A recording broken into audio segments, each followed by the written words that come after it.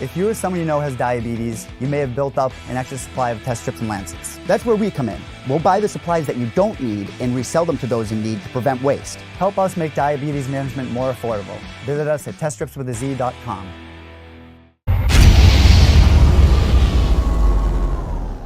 All right, Mike Heck here, and I had to think long and hard about doing this video because I'm in a position like a lot of other people. There's a lot of us in this industry that are trying to make it, that are trying to cover this great sport as best as we can, the sport that we love so much, mixed martial arts. And yes, I've grown to get the moniker of the interview guy. Yes, I write news stories from time to time. Yes, I'll break a fight or two from time to time. But at the end of the day, what is that all about? It's about wanting to be journalists. And as a journalist, if I want that title and I want people to call me a journalist if I'm doing an interview or something, if I want to go to an event and be like, oh, I'm a journalist for MiamiNews.com or this website or that website, then that's what I need to do. I need to be a journalist. So with that being said, I had to do it. I had to make this video. I had to get this off my chest. And I completely understand that this circle is small. I completely understand that relationships in this business are extremely important.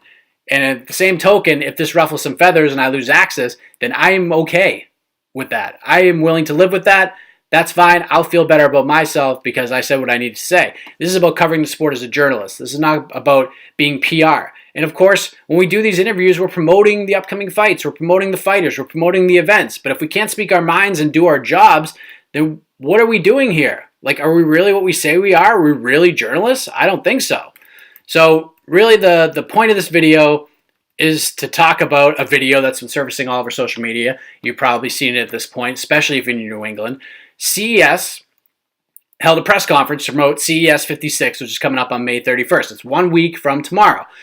There's a big featherweight title fight between Bruce Boynton and Dan Dubuque that's going to headline that event. That is a banger of a fight. New England fans are very excited for this fight. Now, Bruce Boynton's from Maine. He was not at the press conference, which obviously, and we'll get to that in a second, the challenger Dan Dubuque was there, which is great for him. And Jimmy Birchfield Sr., who has been known to be a part of some controversy from time to time. He is the founder and CEO of CES Boxing, CES MMA. He's on the microphone running the press conference, and he essentially decides to take the time to run down the champion Bruce Boynton because he wasn't there. And on the flip side, he's praising Dan Dubuque, which is fine. You can praise a fighter, but what he did that really irked me and irked a lot of other people is he went as far as to say that he is going to be so happy to put the belt around the waist of the challenger Dan Dubuque on May 31st. Now, this is an absolutely unbelievable line of thinking, in my opinion, and I get it. When you see things like that, when you talk about promoters and things like that say what's on their mind, we look at Dana White, we look at the face of the UFC, and I'll be honest with you, when the pay-per-views are over, we've been covering events for 7 hours, and the press conference is about to start, and we're thinking about going to sleep. We don't, because we want to hear what Dana White's going to have to say. Dana White will say what's on his mind, even if it hurts people, even if it's the wrong thing to say. He's been known to say wrong things here and there. But that's who Dana White is. He's built this moniker in himself as being the guy that just says what's on his mind. That's never going to change. Hasn't changed in years. It's not going to change anytime soon. But never, at least to my knowledge, has he said to another fighter during a press conference, to the challenger, even to Conor McGregor when he was challenging for a title, Conor, I'm going to be so happy to put this belt around your waist on Saturday night. Now, here's the deal. I don't think I'm speaking out of line here. How Jimmy Birchfield conducted himself today was completely unprofessional. It really was. And not only that, but my first thought about this whole thing was he could have set himself up. He could have set the organization up for some trouble down the road. Now, let's just say, like, this fight next Friday is a really close fight, or Boynton, looks to be edging it out after 5 rounds. If you jump on Twitter and you see everyone say, I scored 48-47 Boynton, and everyone sees that, and the judges score for Dubuque, there's going to be some controversy. There's going to be some anarchy. There's going to be a lot of finger pointing, a ton of it, if you ask me. And if I'm Bruce Boynton, that happens, you best believe I'm going to be looking for another fight in a different way. Not saying he's going to get physical with Jimmy Birchfield, but you best believe he's going to get some lawyers involved, get some promoters involved, get some athletic commissions involved, because that's what I do. But at the same token, I don't want to speak out of line here, because I'm not a promoter. I don't know anything about running a promotion. Nothing. But I do understand the role of the promoter to some extent. I understand the marketing world a lot more than that, and I understand when you seemingly choose a side in combat sports, and this is kind of common sense to me at this point in my career, when you choose to back one fighter over another a little over a week before a title fight happens, it's just not right. And Jimmy's been in this business for a long time. He's been in some controversial situations before. He's done some amazing things too, but there comes a time where you just have to keep your feelings to yourself. It's like myself being in the media. Like, sure, there are fighters that I like, you know, there's fighters that I'm a big fan of, but you never see me go on Twitter and actively root for a fighter unless it's like a close friend of mine in a regional promotion fighting for an amateur title and I'm not covering the event anyway. You don't see me on Twitter and be like, oh, Frankie Edgar, yay! Go Conor McGregor, I love you guys, I hope you win tonight. Like, I don't do that. And the promoter shouldn't do that either. This is horrible. This is horrible. I can't mince words. This is horrible. And I completely understand this, the reactions to this. I completely understand the negativity behind all of this.